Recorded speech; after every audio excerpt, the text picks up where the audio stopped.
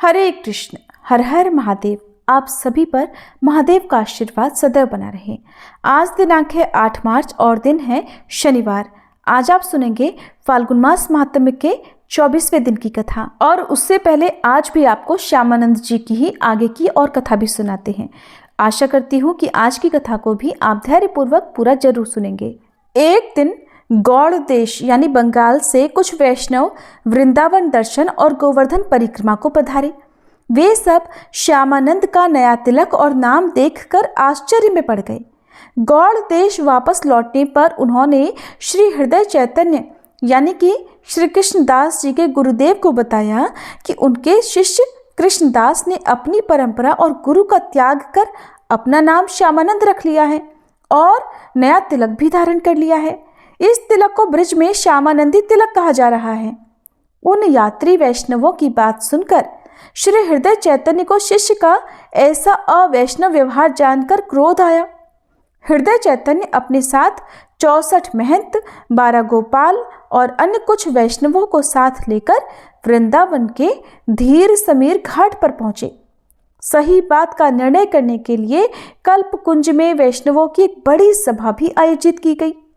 सभी वैष्णवों की उपस्थिति में हृदय चैतन्य ने श्री श्यामानंद जी से पूछा, ऐसी क्या बात हो गई कि तुमने अपने गुरुदेव का त्याग करके नया तिलक और नाम धारण कर लिया? हम तो तुम्हारे इस अवैष्णव व्यवहार से दुखी हैं।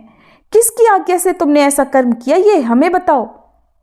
तब श्री श्यामानंद जी बोले, मैंने आपका त्याग नहीं किया, मैं तो आपका ही बालक हूँ और ये नया तिलक और नाम तो मुझे आपकी ही कृपा से प्राप्त हुआ है। श्यामानंद जी ने वैष्णव सभा में कहा कि उन्होंने कोई नया नाम या तिलक कृष्णदास जी को प्रदान ही नहीं किया है और ये कृष्णदास कहता है कि हमारी कृपा से उसे नया तिलक और नाम प्राप्त हुआ है। मैं अभी इस तिलक और वक्ष स्थल पर लिखे नाम को मिटा दूंगा। अगर वास्तव में ये हमारी कृपा से प्राप्त हुआ है तो ये नहीं मिटेगा। हृदय चैतन्य ने खूब अच्छी तरह से रगड़कर तिलक और वक्ष स्थल पर अंकित नाम को मिटाने का प्रयास किया। मस्तक से रक्त निकलने लगा पर तिलक और नाम नहीं मिटा।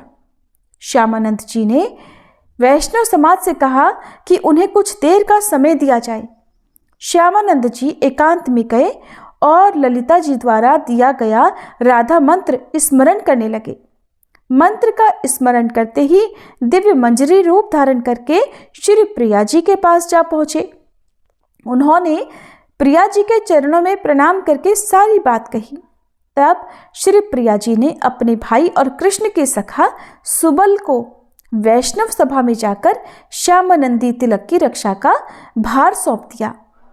श्यामानंद जी के वापस वैष्णव सभा में उपस्थित होने पर श्री कृष्ण के सुबल सखा ने दिव्य रूप में प्रकट होकर हृदय चैतन्य से कहा, ये तिलक और नाम तो स्वयं श्री राधा रानी ने इनकी सेवा से प्रसन्न होकर प्रदान किया है। श्री राधा जी को श्यामानंद जी अत्यंत प्रिय हैं। श्री राधा रानी का दिया भला कौन मिटा सकता है। देखते ही देखते श्यामानंद जी के मस्तक पर पहले से भी अधिक उज्जवल तिलक प्रकट हो गया और वक्ष स्थल पर लिखा नाम भी प्रकट हो गया। अब समस्त वैष्णव समाज हरिनाम संकीर्तन करने लगा और श्यामानंद जी पर राधा रानी की विशेष कृपा सत्य मानकर उनके भाग्य की सराहना करने लगे। श्री हृदय चैतन्य को बड़ा दुख हुआ, वे मौन हो गए। शास्त्र वचन है कि अगर माता पिता और गुरु तीनों में से कोई भी आपके सामने हाथ जोड़े या क्षमा याचना करे तो आपके समस्त पुण्य नष्ट हो जाते हैं। हृदय चैतन्य ने कुछ नहीं कहा, बस श्यामानंद जी को आशीर्वाद देकर सब वैष्णवों को लेकर ब्रज यात्रा के लिए निकल पड़े और श्यामानंद जी भी अपने गुरुदेव के पीछे पीछे चल पड़े। 12 वन और अन्य स्थानों के दर्शन करने के बाद सभी वैष्णव संकेत कुंज नामक स्थान पर पहुंचे। वहां पर कुछ बालक बालिकाएं रास लीला का अभिनय कर रहे थे। रास का दर्शन करते ही श्यामानंद जी गोपी भाव में भरकर एक स्त्री की तरह कलाइयां मोड़कर नृत्य करने लगे और घूंघट करके जैसे शर्माने भी लगे। श्री हृदय चैतन्य की परंपरा में सख्य रस यानी भगवान से सख्य की उपासना प्रधान थी। परंतु श्रीपाद जीव गोस्वामी जी की देख रेख में भक्ति शास्त्रों का अध्ययन करते करते उनका मन माधुर्य रस की उपासना में ही डूब चुका था। ब्रज के रसिक वैसे तो प्रिय प्रीतम को एक रूप ही समझते हैं, पर उनके मन का झुकाव श्री प्रिया जी की ओर कुछ अधिक होता है।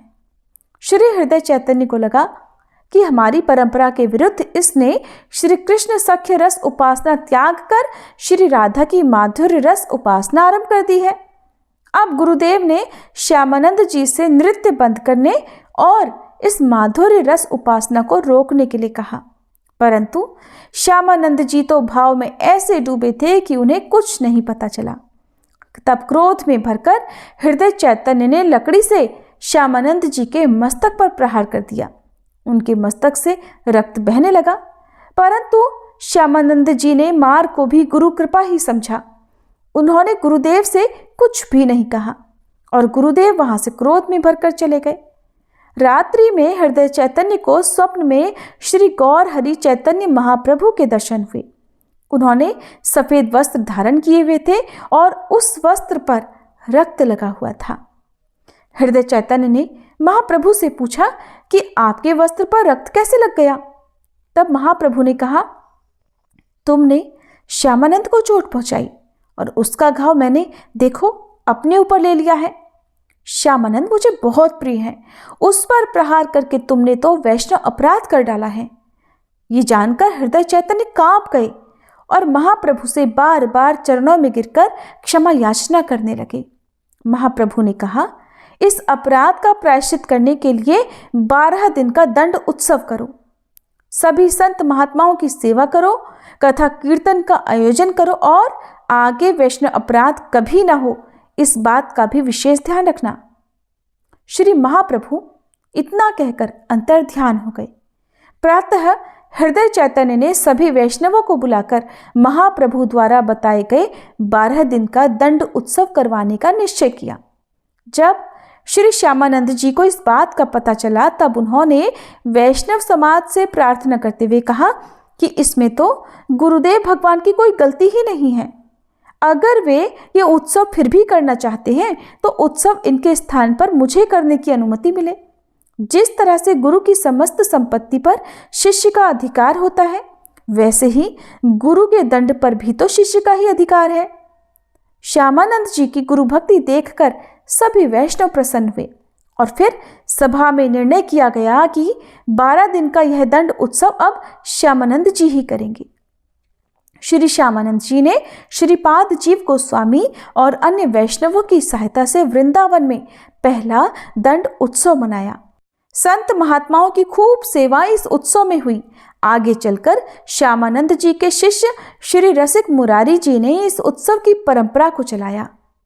श्री हृदय चैतन्य श्यामानंद प्रभु को आशीर्वाद देकर अन्य वैष्णवों सहित अपने ग्राम वापस लौट गए।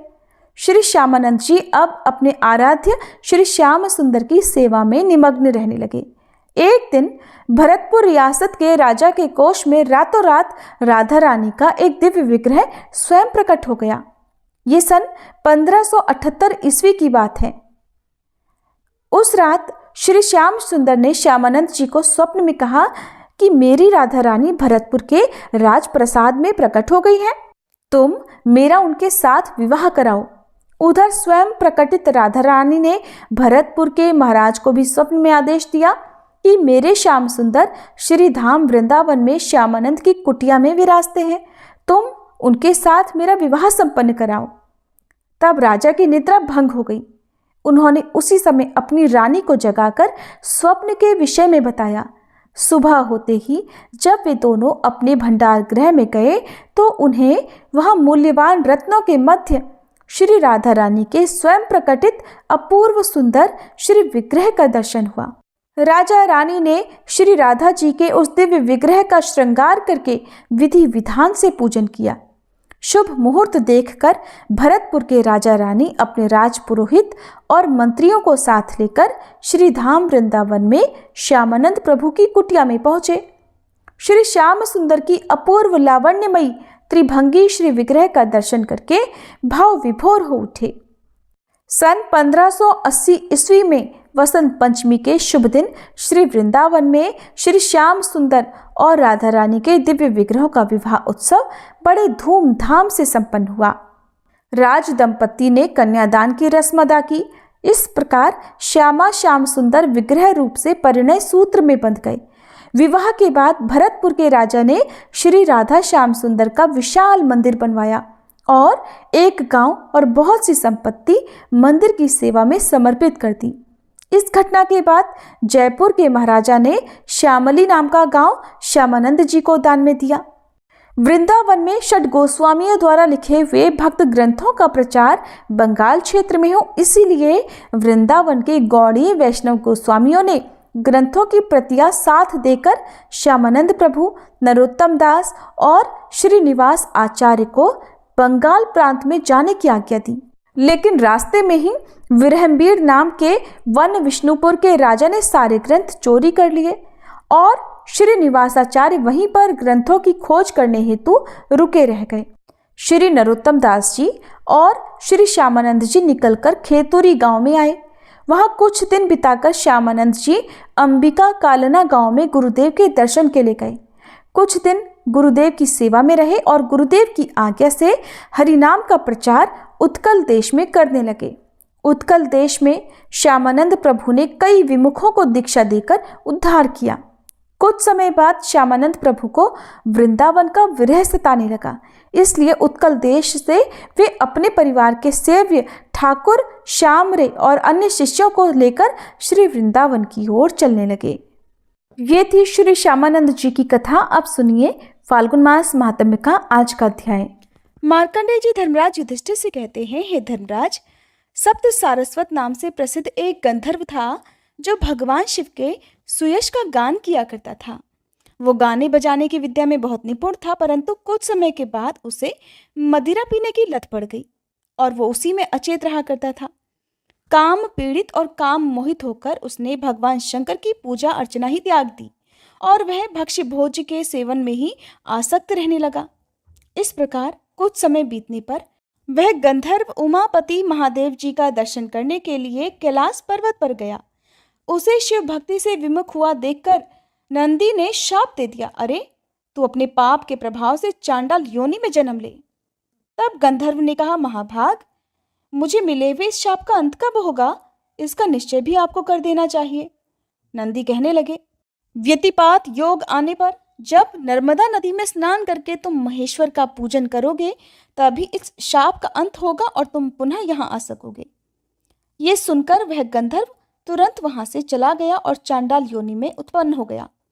उस योनि में भी उसे अपने पूर्व जन्म की याद बनी रही और वह तीर्थ यात्रा के प्रसंग से पर्वत, वन और काननों सहित पूरी पृथ्वी पर घूमने लगा। दैव योग से वह एक दिन नर्मदा के तट पर आ गया। वहां उसने शंकर स्थंडिल अर्थात शिव वेदी में जाकर तरह तरह के पुष्प आदि उपचारों से भगवान शिव का पूजन किया। गंधर्व की भक्ति जानकर भगवान शिव उसके सामने प्रत्यक्ष प्रकट हुए और उस वेदी से जल में परम पावन शिवलिंग के रूप में उनका प्रादुर्भाव हुआ। महादेव जी बोले, महाभाग, तुम्हारे मन में जो इच्छा हो उसके अनुसार वर मांग लो।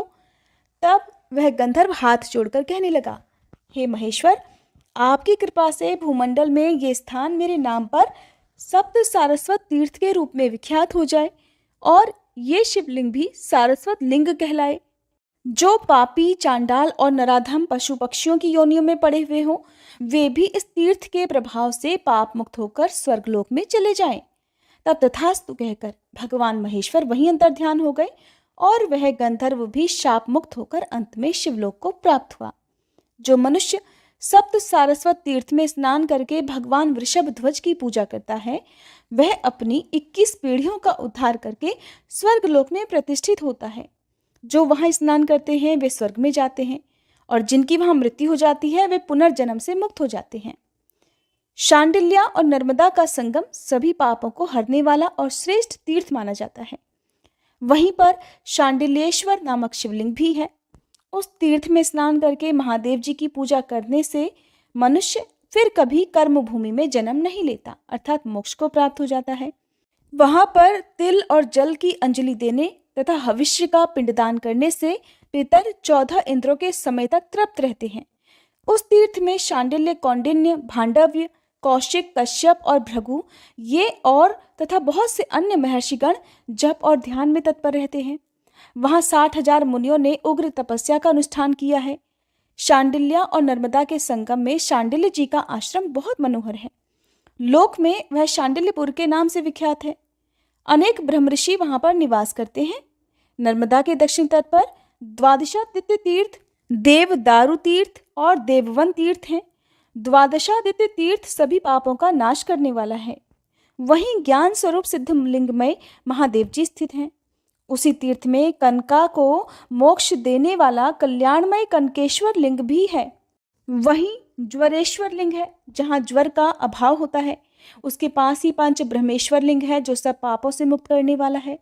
पंच ब्रह्मेश्वर, पुष्पेश्वर और स्थलिंडेश्वर ये 3 लिंग वहाँ प्रधान हैं। नित्य नैमित्तिक कार्य में चंद्र ग्रहण और सूर्य ग्रहण के समय श्रद्धापूर्वक संगम में स्नान करके तीनों लिंगों का पूजन करने से पितर स्वर्गलोक में जाते हैं।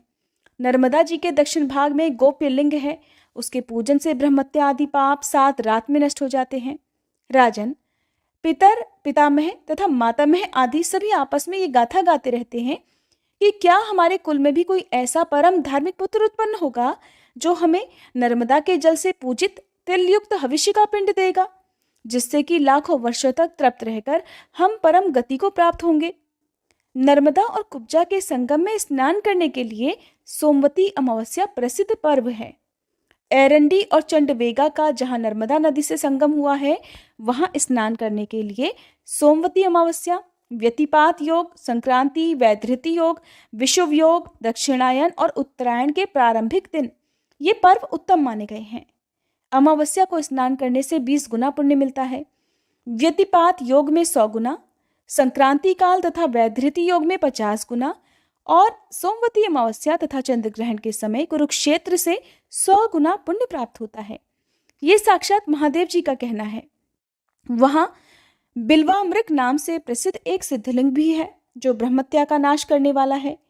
उसके दर्शन और स्पर्श से मनुष्य शिवलोक में प्रतिष्ठित होता है। जो सोमवती अमावस्या के दिन वहां प्राण त्याग करता है, वह महादेव जी के कल्याणमय धाम में निवास करता है।